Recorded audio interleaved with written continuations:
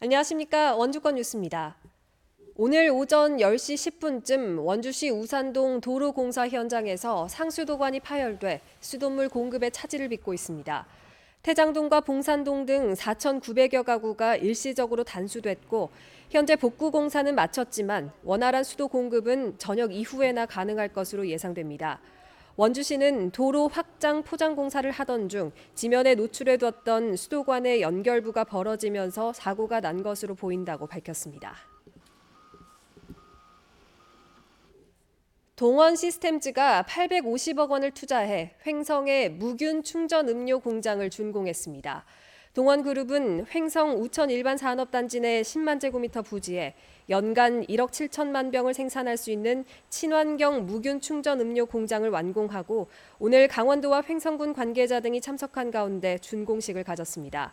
업체 측은 40명을 신규로 고용했으며 향후 생산 라인을 확대해 연간 7억 병 생산이 가능한 국내 최대 음료 생산 기지로 발전시킨다는 계획입니다.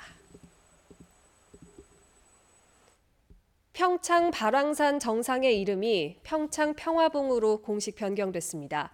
평창군과 강원도 지명위원회를 통과한 명칭 변경안은 지난주 국가지명위원회에서 최종 의결됨에 따라 국가지리정보원이 대관령면 수하리 산 1번지 봉우리의 명칭을 평창 평화봉으로 변경 고시했습니다.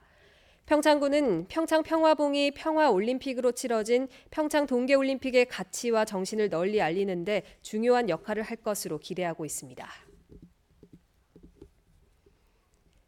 원주 소방서 청사 이전에 따라 다음 주부터 주요 민원 업무가 신청사에서 처리됩니다.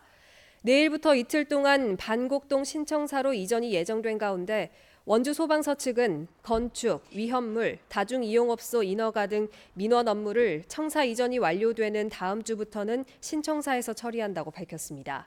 이전이 진행되는 이틀 동안은 전과 같이 현 청사에서 민원을 접수할 수 있습니다. 원주 소방서는 청사 이전을 마치고 다음 달 5일에 개청식을 엽니다. 원주시가 태장동에 있는 옛 화장장을 행정문화복합공간으로 바꾸는 사업에 본격 착수했습니다. 원주시는 먼저 화장장과 납골당, 유가족 대기실 등 기존 시설에 대한 철거 작업을 시작하고 다음 달 초순까지 마무리한다는 계획입니다. 2021년 준공을 목표로 추진되는 행정문화복합공간에는 모두 196억 원의 사업비가 투입돼 태장 일동 행정복지센터와 문화센터, 공연장, 도서관, 운동장 등이 들어설 예정입니다. 광해관리공단이 올해 연탄 쿠폰을 지난해보다 한 달가량 앞당겨 지원합니다. 가구당 지원되는 금액은 40만 6천 원으로 강원도는 공단으로부터 쿠폰을 받아 오늘부터 시군별 가정에 지급합니다. 늦어도 이달까지 전국 각 지역에 배부할 예정으로 이번에 쿠폰을 받으면 내년 4월까지 사용할 수 있습니다. 공단은 태풍 피해를 입었던 영동 지역 천여 가구에 우선적으로 연탄을 배달해 왔습니다.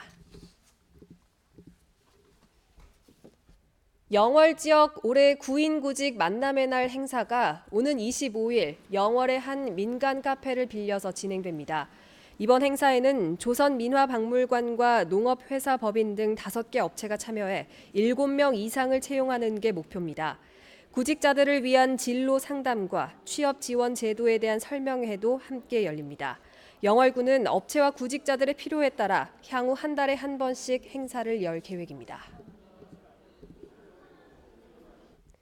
강원도 의회가 송전선로 대책 특별위원회를 구성하기로 했습니다. 강원도 의회는 도내 송전선로 건설과 관련해 환경 훼손과 주민 피해 등에 대한 도의회 차원의 대책 추진이 필요하다고 보고 10명 이내로 구성된 특별위원회를 구성해 내년 6월까지 운영하기로 했습니다. 특별위원회가 구성되면 송전선로 건설과 관련한 현황 조사와 여론 수렴 작업을 하고 관련 법령의 제정, 개정 대책을 추진하게 됩니다. 원주시 제2장애인 복지관 건립 사업이 이달부터 본격적인 공사에 들어갔습니다. 복지관은 84억 원의 사업비가 투입돼 원주시 봉산동 5,500여 제곱미터 부지에 지상 3층, 지하 1층 규모로 건립됩니다.